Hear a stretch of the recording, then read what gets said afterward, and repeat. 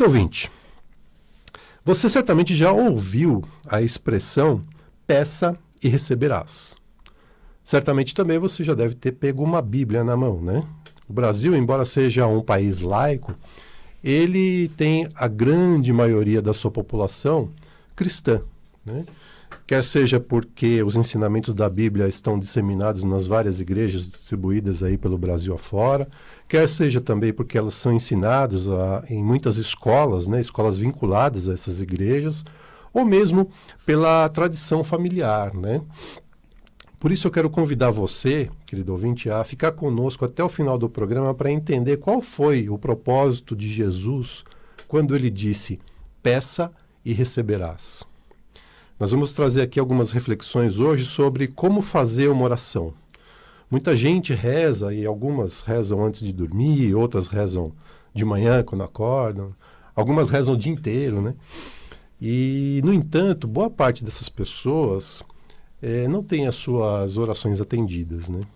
Aí bate tristeza, em seguida vem o auto-julgamento, vem a dúvida, e depois que a gente faz essas nossas preces seguidas, às vezes, nós não conseguimos aquilo que a gente deseja, vem o quê?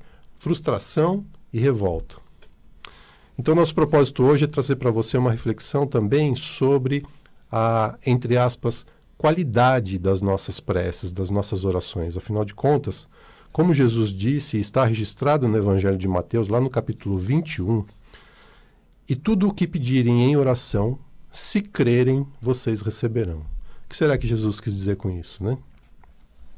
Você pode estar pensando aí nesse momento, puxa vida, eu rezo pra caramba e nunca recebo o que eu peço, né? Então, acompanhe essa reflexão com a gente e você vai entender por que isso acontece.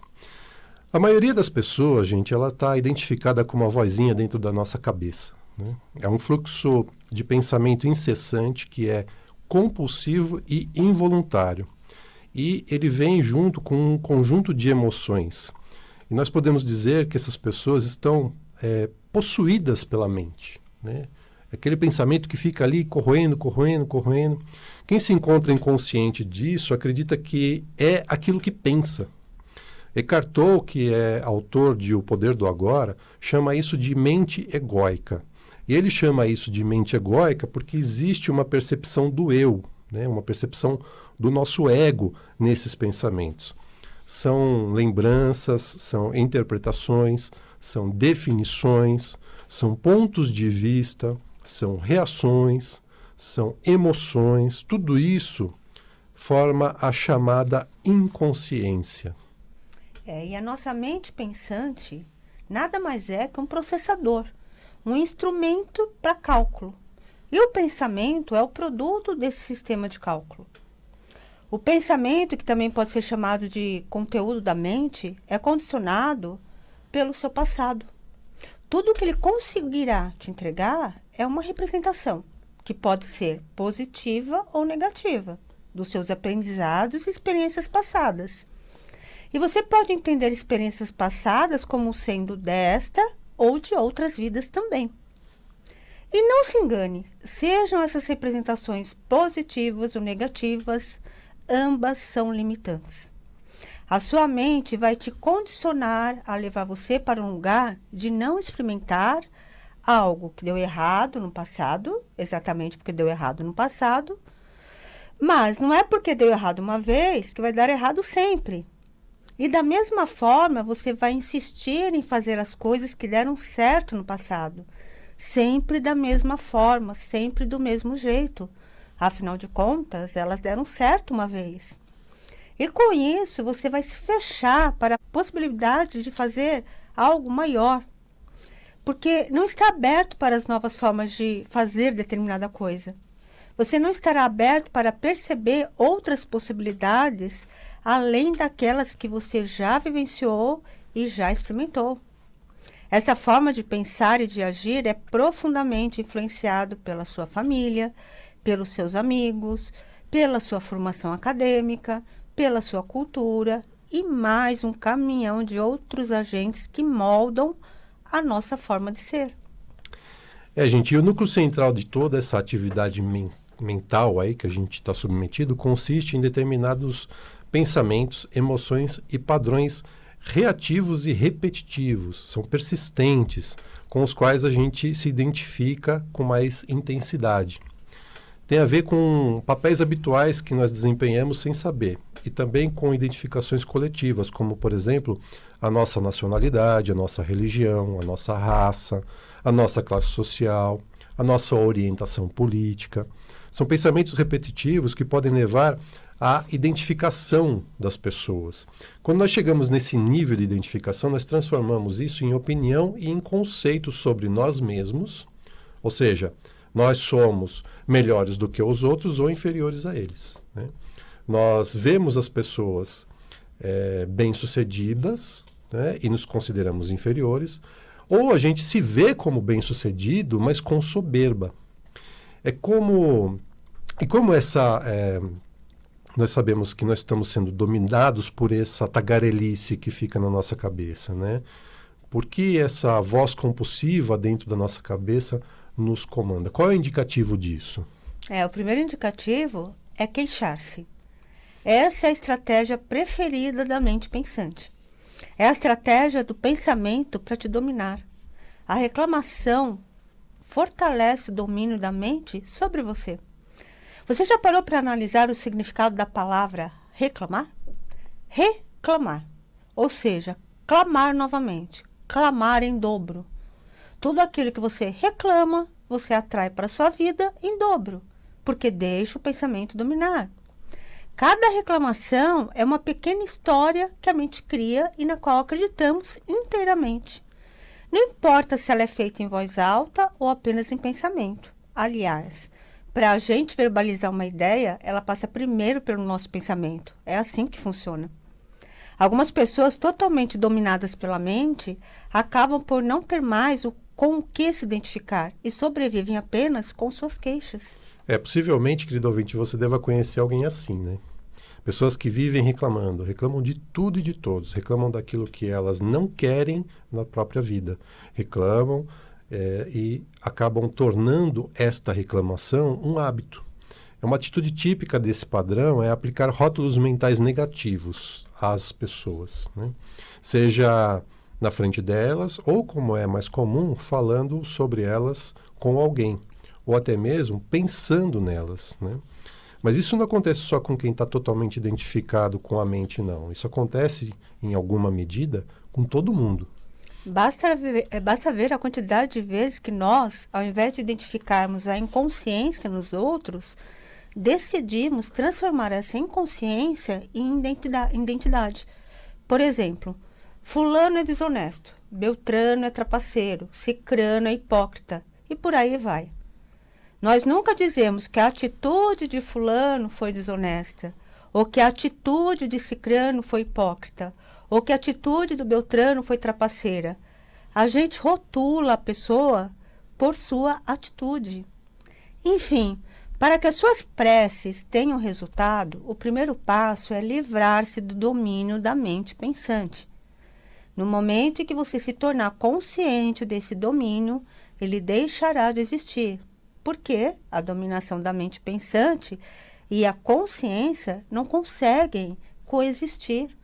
Ou seja, não podem existir juntas ao mesmo tempo.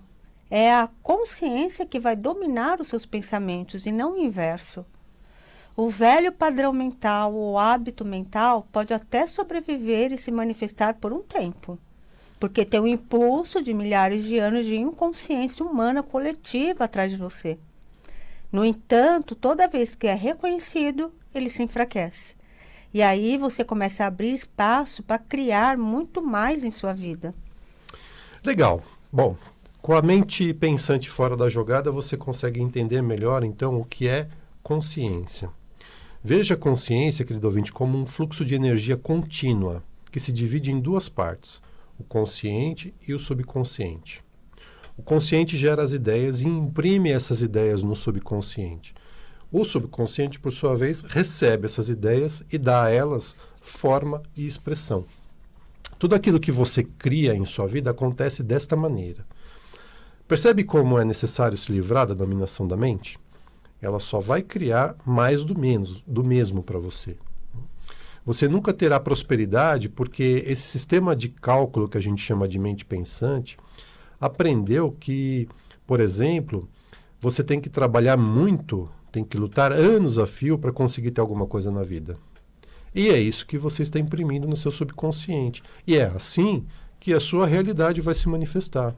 O consciente imprime no subconsciente, enquanto o subconsciente apenas expressa tudo aquilo que é impresso. Esse poder é incrível, mas ao mesmo tempo é perigoso. É a partir dele, inclusive, que a grande maioria da população mundial está sendo dominada e controlada. O medo é um desses controles. É um implante que você recebe desde a infância e a partir da qual passa a funcionar. E você ainda perpetua esse implante. Um exemplo, quando seu filho ou sua filha pequena sobe em algum lugar, você logo diz: desce daí, senão você vai cair e se machucar. Nesse momento, você acaba de implantar o medo no seu filho, que terá como consequência um adulto inseguro. E você faz isso com a melhor das intenções, com a certeza de que essa é a atitude correta a se tomar. Legal, Eliane, mas agora que eu sei que eu sofro a influência da mente pensante e preciso tirar ela da jogada, e que eu sei também que o meu consciente gera as ideias e imprime essas ideias no meu subconsciente, e o meu subconsciente dá forma e expressão a elas, como é que a prece se encaixa nisso, né? Quando Jesus diz, peça e receberás, onde que a oração se encaixa nessa história toda? Ok. A oração é uma das portas de entrada para o subconsciente. Ela diminui a impressão do mundo exterior e coloca o subconsciente mais receptivo à sugestão. A oração acessa mais facilmente o subconsciente. A mente, durante a oração, está num estado de relaxamento e de resposta semelhante ao que alcançamos antes de cairmos no sono. O problema é que nós aprendemos a orar de forma bastante equivocada. Nós aprendemos a fazer pedidos nas nossas orações colocando o que desejamos como algo distante, algo em que não acreditamos ser possível, porque está distante de você. É muito difícil conseguir algo que está distante da gente. A gente já falou aqui em programas passados, gente. Quando nós desejamos algo, significa que aquilo já é nosso, né? O desejo nada mais é do que um sinal do universo de que nós já temos alguma coisa. O que nós precisamos fazer é pegar aquela coisa, ou seja, o que nós precisamos fazer é manifestar aquilo nesta realidade. Por isso, a oração não é sobre o que você pede, mas como você se prepara para receber. Eu vou repetir, gente. Oração não é sobre o que você pede, mas como você se prepara para receber. Essa é a parte que as religiões não ensinam. Religião nenhuma fala sobre oração desta forma. Bom, agora você consegue entender como que milhões de orações mundo afora nunca são atendidas, né? Exatamente. Primeiro, nós oramos para um Deus que está fora de nós, que é um Deus que está muito distante. E esquecemos que somos uma centelha divina. E se somos uma centelha de Deus, então Deus está em nós e nós estamos nele. Deus é uma expansão de nós e nós somos uma expansão de Deus. Faz sentido? Faz sentido isso que eu falei? Outra coisa, quando rezamos, pedimos por alguma coisa. Nós não temos consciência de ser aquilo que estamos pedindo. E o universo vai nos entregar aquilo que temos consciência de ser. Um exemplo, ser consciente de ser pobre ao rezar, pedindo para ter riqueza e prosperidade. Trará como recompensa aquilo que você está consciente de ser, que é a pobreza. As orações, para serem bem-sucedidas, devem ser declarações ao invés de súplicas, gente, ao invés de pedido. Então, se você quiser rezar por riqueza e prosperidade, mude a imagem mental que você tem de pobreza, que você imprimiu no seu subconsciente de pobreza. Mesmo que os seus sentidos estejam te mostrando evidências de que você é pobre, ignore essas evidências e assuma a natureza de ser rico. Sinta-se rico, sinta-se na plenitude a riqueza. Jesus disse assim: mas tu, quando orares, entra no teu aposento e, fechando a tua porta, ora a teu Pai que está em secreto. E teu Pai, que vem em secreto, te recompensará publicamente. Então, ao invés de ficar pedindo a um Deus que está fora de você, de agora em diante, para fazer a sua oração, primeiro se reconheça como criador daquilo que deseja agora. Gente, mas é agora, não é amanhã, não é semana que vem, é agora. E outra coisa, não questione como as coisas vão acontecer. Como as coisas vão acontecer, ninguém sabe. Ninguém sabe de que maneira as coisas que você deseja vão aparecer nessa vida. Consiga primeiro a consciência das coisas que você está procurando e deixe o universo fazer a parte dele. O nome disso, gente, é fé. O nome disso é a certeza de que aquilo já é seu. E não coloque ansiedade nas suas orações, isso não vai funcionar. A ansiedade é uma barreira para não receber aquilo que você está criando quando ora. Tenha fé, acredite, tenha certeza daquilo que você acredita. Então, de agora em diante, lembre-se, a oração é a arte de assumir o ser e ter o que você deseja. A oração é o comando que você dá como criador daquilo que você deseja em sua vida. E não duvide dos seus desejos e da sua oração. A dúvida nada mais vai fazer do que matar o milagre que você está criando. Querido ouvinte, esse programa e muitos outros estão disponíveis no nosso canal do YouTube. Entra lá no YouTube, programa Fique na Pergunta. Acesse, inscreva-se no canal, ative as notificações, acompanhe também o nosso conteúdo nas redes sociais, né? No Instagram, no Facebook, a gente tem muito material lá. E você também pode acessar a nossa agenda e os nossos trabalhos no nosso site, que é o bim91.com.br, bim91.com.br. E relembrando, BIM se escreve B de bola, I de igreja, M de Maria.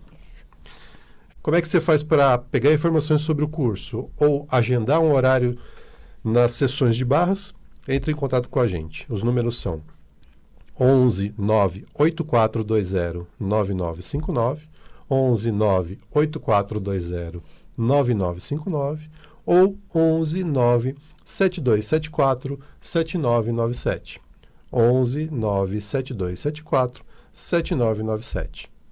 Queridos, gratidão pela audiência. Tenham todos uma linda e divertida semana. Uma excelente semana para todos e fique na pergunta. This is me.